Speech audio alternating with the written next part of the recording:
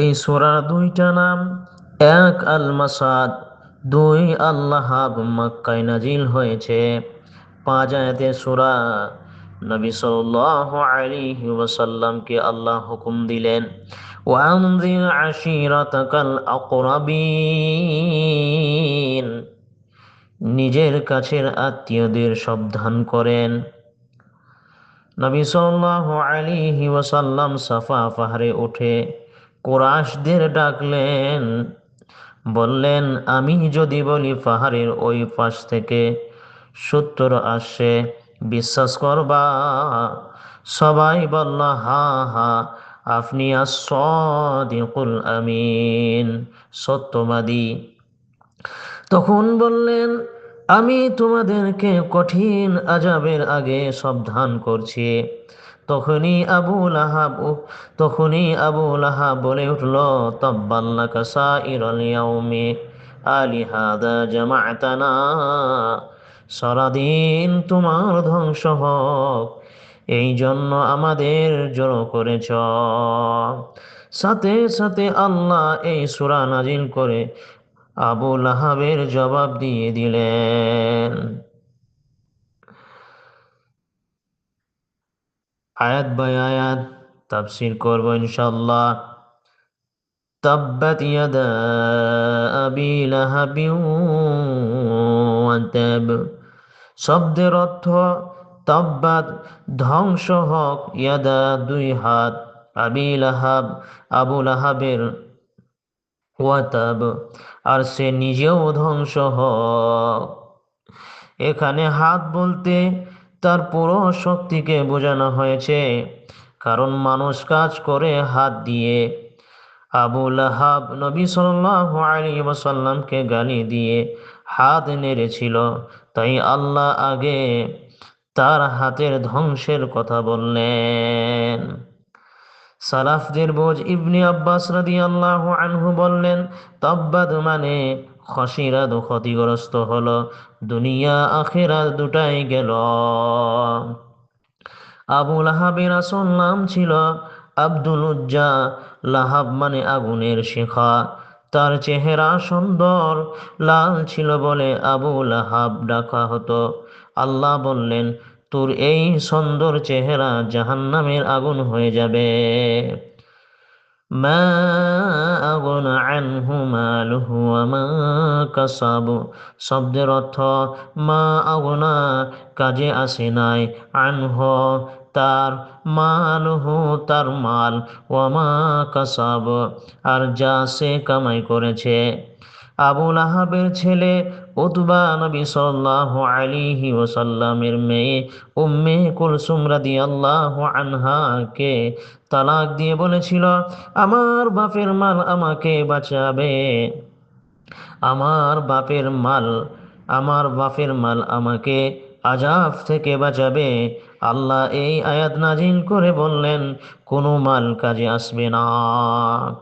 ইয়াকুলু ইবনু আদম মালি মালি ওয়া হাল্লাকা ইয়া ইবনা আদম মিম মালিকা ইল্লা মা আকালতা ফাআফনাইতা আও লাবিসতা ফাআবলাইতা আও তাসাদ্দাকতা ফাআমদাইতা। আদম সন্তান বলে, আমার মাল, আমার মাল, অথচ তোমার মাল তো শুধু তিনটা, যা খেয়ে শেষ করেছো, যা পরে শেষ করেছো, যা সদকা করে আগে পাঠাইছ। আবু লাহাব সদকা করে নাই, তাই তার মাল, আবু লাহাব সদকা করে নাই, তাই মাল তারে বাঁচাই নাই। বদরের যুদ্ধের 7 দিন পর আদাশা রোগে মরেছে, কেউ দাফন করে নাই। সায়াসুলা নারান যাতা লাহাব, শব্দের অর্থ সায়াসুলা, সে খুব তাড়াতাড়ি ঢুকবে, নারান, আগুনে, যাতা লাহাব, শিখাওয়ালা, সিন, আরবিতে ভবিষ্যতের জন্য, মানে মরার পরেই ঢুকবে, দেরি নাই, দেরি নাই।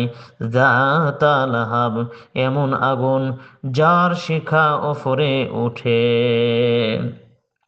সালাফদের বোঝ কাতাদা রাদিয়াল্লাহু আনহু বললেন, দুনিয়ায় সে লাহাব নামে পরিচিত ছিল, আখেরাতে লাহাবওয়ালা আগুন তার ঠিকানা হবে। নামে কামে মিলে গেল। এটা গায়বের খবর। আবু লাহাব চাইলে ইমান এনে কোরআনকে মিথ্যা বানাতে পারত, কিন্তু 10 বছর বেঁচে থেকেও ইমান আনে নাই। কোরআনের মুজিজা প্রমাণ হয়ে গেল। ওয়ামরাআতুহু হাম্মালাতাল হাতাব শব্দের অর্থ ওয়ামরাআতুহু, আর তার হাম্মালাতাল হাতাব লাকড়ি বহনকারিণী বা কাঠ বহনকারিণী। তার বউয়ের নাম আরওয়া বিনতি হারাব, ডাক নাম উম্মে জামিল। আবু সফিয়ানের বোন ছিল। দুইটা অর্থ: এক, দুনিয়ায় সে কাঁটাওয়ালা গাছের ডাল বয়ে নবী সাল্লাল্লাহু আলাইহি ওয়াসাল্লামের রাস্তায় ফেলত। দুই, আখেরাতে জাহান্নামে সে জাহান্নামের লাকড়ি বা কাঠ বয়ে বেড়াবে, যাতে আবু লাহাবের আগুন আরো বাড়ে।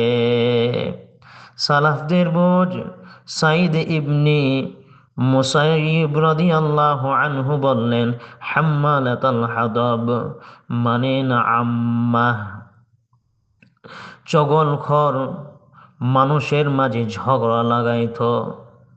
পাঁচ, ফি জিদিহা হাবলুম মিন মাসাদ শব্দের অর্থ ফি জিদিহা, তার গলায়, হাবলুন রশি, মিম মাসাদ খেজুরের আঁশের পাকানো। দুনিয়ায় তার গলায় দামি হার ছিল। কসম করে বলতো, লাল উজ্জার কসম, এই হার বিচে মুহাম্মদের বিরুদ্ধে খরচ করব। নাউজুবিল্লাহ। আল্লাহ বললেন, তোর হার না, গলায় থাকবে মাসাদ এর রশি, এটা দিয়ে জাহান্নামে বেঁধে টানা হবে। সালাফদের বোঝ উরওয়া ইবনে জুবাইর রাদিয়াল্লাহু আনহু বললেন, মাসাদ মানে লোহার শিকল, লোহার শিকল।